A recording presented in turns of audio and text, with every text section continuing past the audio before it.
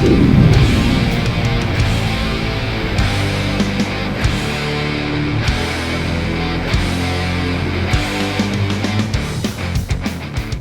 back to Live With, brought to you by Species Nutrition. Visit speciesnutrition.com. I'm Dave Palumbo, and today's guest is known as the Freak. Yes, we're talking about Paulo Almeida. Welcome back, my friend. Yeah, how you doing, brother? How are you? Long time no see, man. Yeah, is it? I got to get right to it. Is it true you're retired? Is that it? You done? No more competing? Yeah. No, those aren't rumors. It's true. Yeah, I'm retired, buddy. What happened? What made you decide to call it quits? I know because you had a whirlwind career, very fast. It started later in your life. You got the pro card. You hit the pro scene right away. You didn't even wait. You placed at a couple shows. I mean, you made a big impact. A lot of people were like talking about you, and now you're done. Give us the whole synthesis of what happened and what was the motivation behind the decision. Well, like you said, I think a big part, Dave, was I did start later on in my life. I didn't start, back into weight training until the age of 34.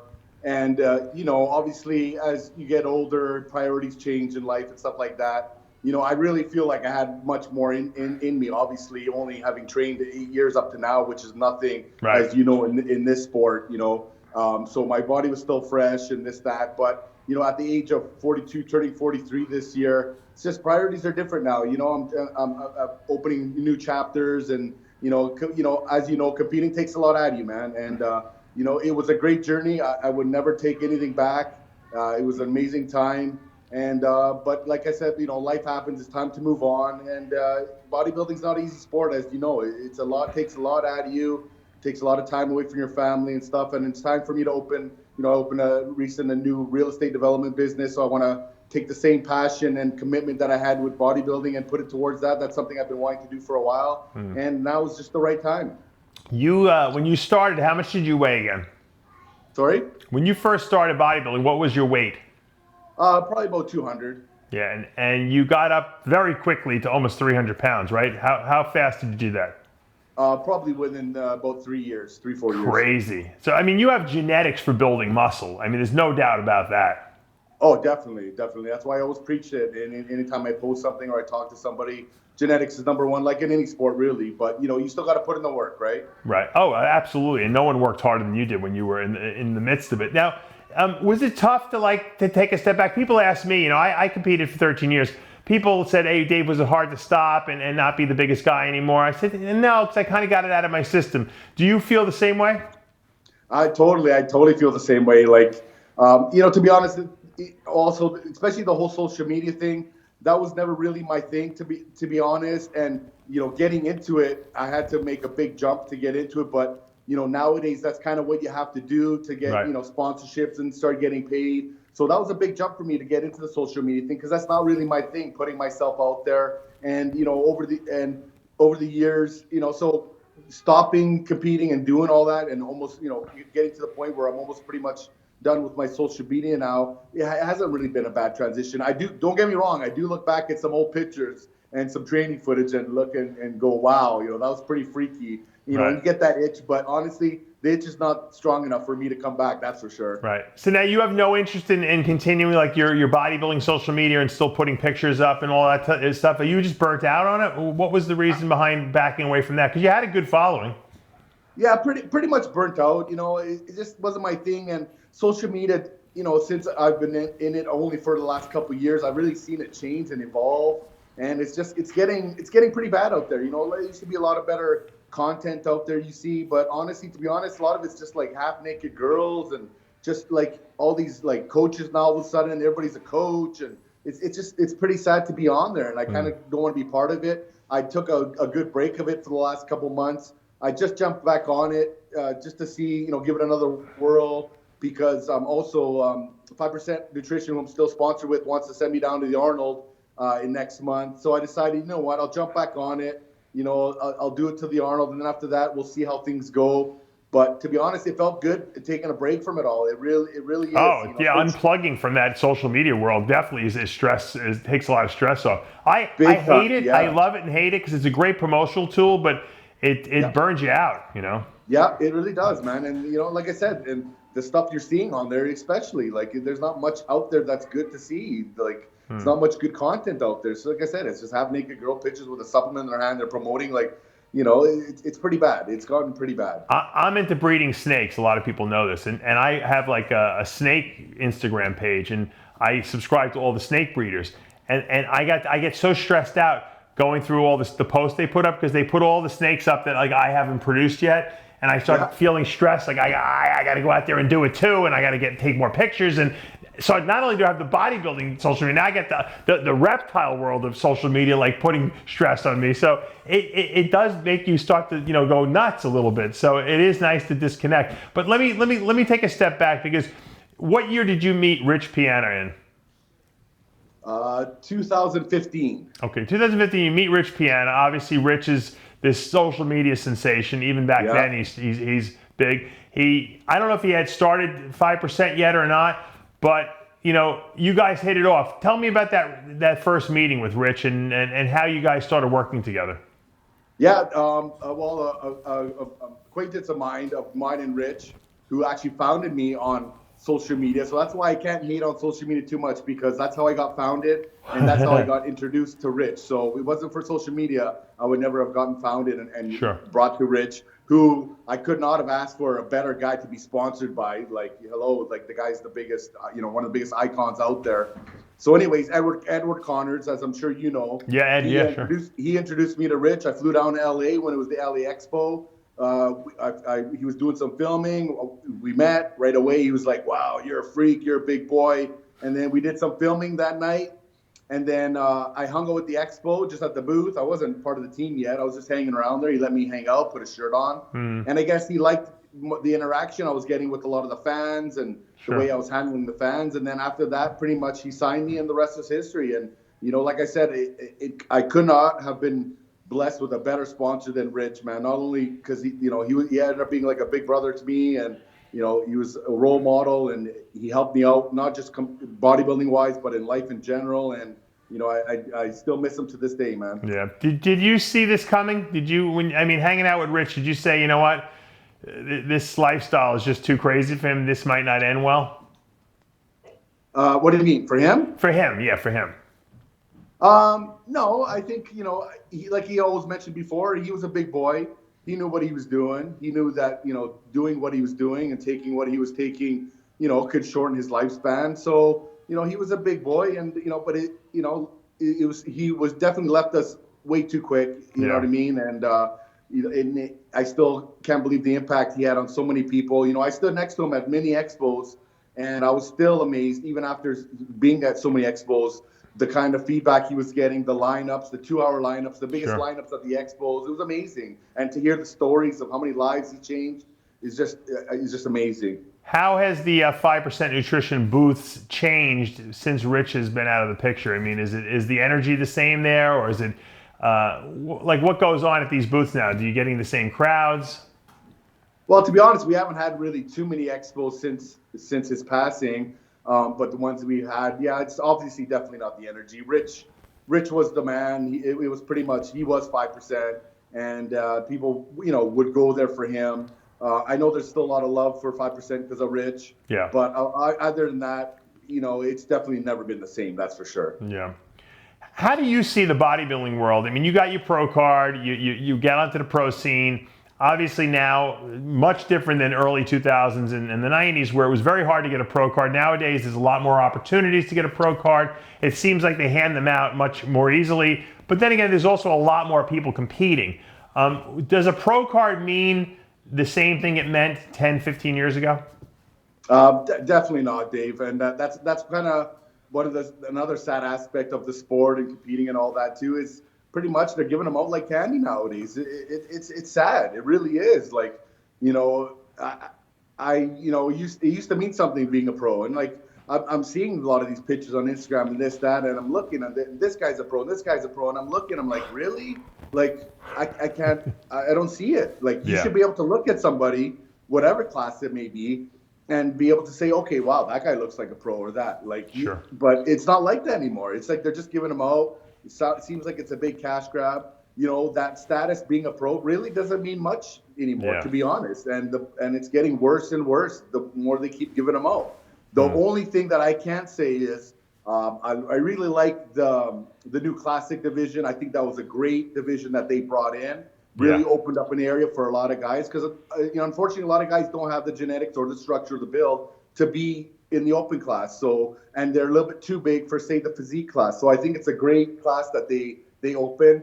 But having said that, even then, I think they're just giving out way too many pro cards. And, no offense, but like, they're giving out pro cards to like what, grandmasters 55 and over. Like, hey, I don't take nothing away from the work they've done. It's great, but no offense, what can they do with that? Right. Like, what are they going to do with that? They can't go compete in the open stage. Like, I feel bad saying that in a way, but it's true, really, when it comes down to it. I always said if you win a Masters Pro card, they should have a Masters Pro division that you compete in. You shouldn't be able to necessarily cross over. So that might make a better distinction, But then again, then you have to convince promoters to hold Masters Pro shows. That's the problem. And they're doing them, but they're just not doing a lot of them. So I don't know what the answer is. I mean, I know it's good for business, and when the sport is prospering, that's good for our sport. It just takes away some of the meaning that getting an IFBB Pro card did. Because back in the 90s, it was hard to get a pro card. I think Canada had one chance, unless you came to North American, 2 chances. US was, you can win the North American overall, you can win the USA overall only, or your weight class at nationals. So there was very few pro cards there. So everyone knew who all the pros were because it was just so few pro cards given out. It's different now, but the sport has grown. So you can't take it away. There's just not the same meaning behind having a pro card anymore. But totally. Needless to say, obviously, you're a guy who got a pro card quickly, but you used it and you actually placed top 5 at a pro show. I think if you could place top 5 at a pro show, you've been validated in this day and age. Yeah. Back then, winning the pro card was enough, but now to be validated, you really have to do something at the pro level, which obviously you did. Now, do you think you still look really big? Are you trying to downsize now? How has your lifestyle changed since you've stopped competing? Well, since stopping competing, I am trying to downsize a bit, trying to get a little bit more. My focus is more about health and more fitness and stuff like that, and functional type stuff like that. Well, I've always overlooked my health since I started late, getting into the game. But it's more focused on that. A lot more cardio, getting into boxing, trying to downsize. I do a lot of intermittent fasting now. I've gotten into the fasting. But having said all that, even with I do about 16 to 18 hour daily fasting, about 5-6 days a week. I might throw in a 20-hour fast. My diet's gone from probably 6 meals a day down to 3. If I'm lucky, my protein has slashed to 1/3. Supplements, a fraction of what I took before, and I still find I have a hard time getting under 275. It's the amazing, muscle, my body. the muscle doesn't go away if you're training still. Yeah, and I'm a big, huge believer of that now since I've gone through it. Let me ask you this question: why are you fasting so much? I don't know. I just think it's a healthy lifestyle, and ever since I started implementing it, I just feel better. I feel better not eating. And then, I know it's a big fad out there, but I decided to try doing it, and I just like it. And a big reason at the beginning was to drop some weight and stuff like that. But now I just like it. I feel better when I do the fasting. So what are you eating? Like you're eating like has a lot of health. You're eating your 3 meals in 6 hours out of the day. Is that what you're doing? Sorry? You're eating like 3 meals a day in 6 hours out of the whole day? Yeah, pretty much. It's in between a 6 to 8 hour window. And so what do you do the rest of the day? You just drink water? Yeah, water and a hot coffee, which really helps curb the appetite and stuff like that too. But yeah, I've been implementing that for like the last while. I do a lot of cardio in the morning, got into boxing a lot. And like I said, doing all that, I'm taking in about 1/3 of the protein I used to, a fraction of the super supplements I used to take, meals, etc. And I still have a hard time dropping below 275. And I owe a lot of that for sure. Genetics number one. And I believe that the training foundation that I built over the years of training hard and building that tissue has helped me hold on to a lot of that tissue. Do you have any, when you go for blood work, like after you stopped competing, were any of your values abnormal where you said to yourself, man, I want to get this under control so that I do live a long life? Pretty much, I've always gone for blood work regularly every 3 to 4 months ever since I started. Yeah. I'm kind of glad I started late. So I was always worried about health. I started young, and you're careless and you don't care about that. And I actually preach that to a lot of the younger guys nowadays. Make sure you go get your blood work. Yeah. Because there's no point looking good on the outside if you can't look good on the inside. You know what I mean? Honestly. And it's a big thing. A lot of guys are scared to go to their doctors and do it. And I'm like, look, if your doctor's not going to send you for blood work, find another one, because he doesn't have to condone what you're doing, but he should still help you wanting to keep your health in check. But pretty much ever since the start, my blood work's always been good. Even when I got to my heaviest at 321, my blood work's always been good. Blood pressure's always been good. I think that's just been a big diet thing. I've always held a clean diet. The only thing that's always been out of range since I started maybe was my cholesterol levels a little bit, which is kind of normal. But I think I've finally been able to, one of my last tests I got done was I actually finally able to bring them down into range. Right.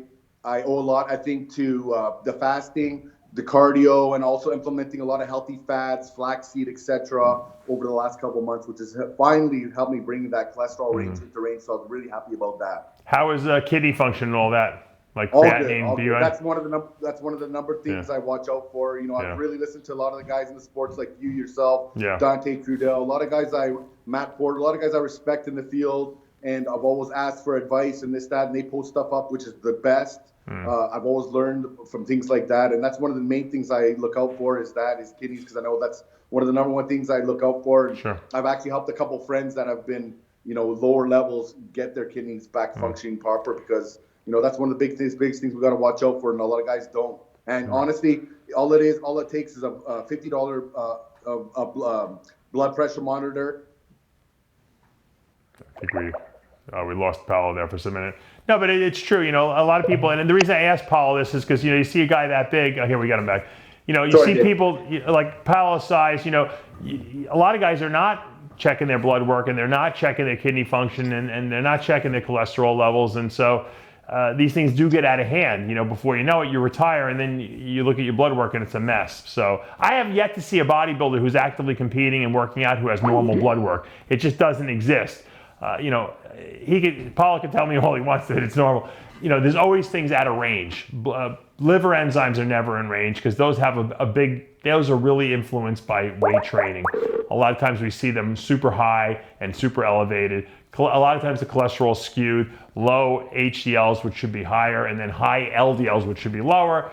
We try to fix those, obviously. And then a lot of times, if people are running high blood pressures, we do see messed up kidney function as well. I think we got Paulo back here. Nope, we lost him again. We might be having a little trouble with his connection. The bottom line is that, there is life after bodybuilding, and, Paulo was smart. He got in at a later age. He did his things. He did his damage. He got his pro card. He placed at the top of the pro ranks, top 5. And now he's getting out, with his health and everything like that. And hopefully he'll be able to be a positive role model, for bodybuilders out there. And I think Rich Piana would have liked that. I think it's great. I love the freaks. I was a bodybuilding freak when I was competing, and I think that people can really it resonates with them. They are attracted to that. It's the superhero look, and if you can do that in a healthy way, because I believe it can be done in a healthy way, then that's gonna send a really good message to the young guys coming up that, hey, I don't have to neglect my health. I could be a big freaky bodybuilder and still be healthy. And I think that I was guilty of that as when I was a young guy coming up in my 20s. I didn't want to know my blood. I would go for blood work once a year, but I didn't never wanted to even deal with what the results were, because I didn't want to have to stop doing what I was doing. And I think and I really had no one to talk to. There was no people, experts like myself or other people out there or doctors that I can go and really speak with. Hey, look, I want to be a bodybuilder, but how do I manage that with what I'm doing in terms of anabolics and food intake? And nowadays, there's so much more information out there that you could take advantage of. I don't know if we're going to get Paulo back here. We got him. Paulo, you got to turn your camera on for me. I think I don't see Paulo on the camera yet. I don't think your camera's on, Paulo. All right, turn it on. It's not. Yeah, you're not showing up. No. We have a nice big round circle that says PA. Yeah. Almeida. That's it. We don't have you. We don't see your face. I want to see the beautiful face, man. I was gonna make you hit a couple poses for us. How am I gonna see that if I don't? Yeah. Hold on. All right. Now, one of the things also that I want to bring up is that there should always be an exit strategy. You can't just bodybuild forever. So you could always work out forever, but there's got to be an exit strategy in terms of when you come in and compete and say, look, I want to achieve a certain thing, and by a certain age or a certain number or how many years, I'm going to get out. And because that's also how you preserve your health as well. There's nothing wrong with pushing your body, for a certain amount of years, but then when it's time to back out, you have to be ready to do that. And it seems like Paulo had the exit strategy, and now he's taking advantage of it. Except I can't see him yet, so Tyler coming up with the good graphic there. I like that. I see on my end. I don't know. Yeah, you can see me, but we don't see you. We see a circle. Well, Paul, before I let you go, we don't have to see you for this. Tell me, like, if you had to give a message, if you had to give advice to guys coming up who wanted to be like the next big super freaks, the next, 5% guys out there, what would you recommend for them to do and how to go about doing it? Basically, it's great to have goals. It's great to chase your dreams, but don't go too crazy with going after that pro card, because honestly, that pro card, a lot of these guys think turning pro is going to change your life. It doesn't change your life. I'm sorry, man. You're the same person. You're not going to get those 6-figure contracts like back in the day, like the Arnold days. And you're just the same person, honestly. And nowadays, like I said, getting that pro card is not as hard as it used to be. So it doesn't mean as much. I see too many guys just chasing that pro card and in sacrificing so much the way to get there. Okay, it's okay to make a little bit of sacrifice, but when it gets to a certain point where you're taking time away from your family or your loved ones or that, you got to really sit back and realize what's most important in life. And the sooner you can do that, the better. You got to really try to find that balance. And like I said, have that goal and stuff, but look at the bigger picture in the end. You said you were 321 pounds at your biggest. I was 319, so you had me beat by 2 pounds. But what were some of your best lifts in the gym? Like the most impressive lifts that you felt that you were kind of proud of? I don't know. I probably bench 500 for a double. Nice. Deadlift nothing crazy. Maybe 650 for 5 or something like that. That's good. Squat 635 for a double. That's a stuff lot. Like that. I had some back issues pretty quick before I was even getting into my prime of lifting and stuff like that too. So I have to back off from a lot of the big lifts like squat and deadlift, or I'm sure I would have been lifting even heavier than those. Yeah, but you know what? You were doing it the right way because you were actually building muscle from it. I see guys that do crazy lifts, but they don't even look like they lift heavy because they're using different body parts. You were using the right muscle groups, because you had huge legs, you had a huge chest. Yeah. It's like your body was built to build muscle. I saw you in person. You were very impressive in person. A lot of people probably never saw you in person. They may only see your social media pages and stuff like that. But in person, like when I would go to a booth and see you there, you were probably, the most impressive guy with like real muscle on your body. Because a couple of these guys would be all shot up and everything like that. You could tell you had real, serious muscle from lifting heavy weights. Thanks, Dave. I really appreciate that, brother. So, well, you know what? Good luck in your future, and obviously keep us updated what you're going to be doing. You're going to be at the Arnold, right, with 5%? I sure will, yeah. All right, so people, if they want to come see you, they'll see you out there at the booth, and they can come talk to you, and I'm sure you will. The great thing about you is you're great at the booth. I see you with the fans. You give advice. You have no problem standing there all day talking to people, taking pictures. You're very personable, and I think that's why people like you. Yeah, that's one thing I loved about the sport, and that's one thing I'm going to kind of be sad about when I do leave the social media, because I did get a lot of inspiring comments and stuff like that too. I really love that guy saying you're motivating this, that was the main thing I loved about posting all my content on there, and I love meeting the fans, because that is what the sport's really all about, to be honest. It's giving back to the fans and inspiring those others like that, and that's one part I always loved about the social media, and while I was doing it and stuff like that too, was always getting the great feedback. Well, good luck with the next chapter of your life, Paulo. Thanks for coming on and filling us in, and we'll see you at the Arnold Classic. Sounds good. Thanks, Dave. All right. And that, guys, that's going to take us to the end of another episode of Live With, brought to you by Species Nutrition. Visit speciesnutrition.com. I'm Dave Palumbo, and we'll see you next time.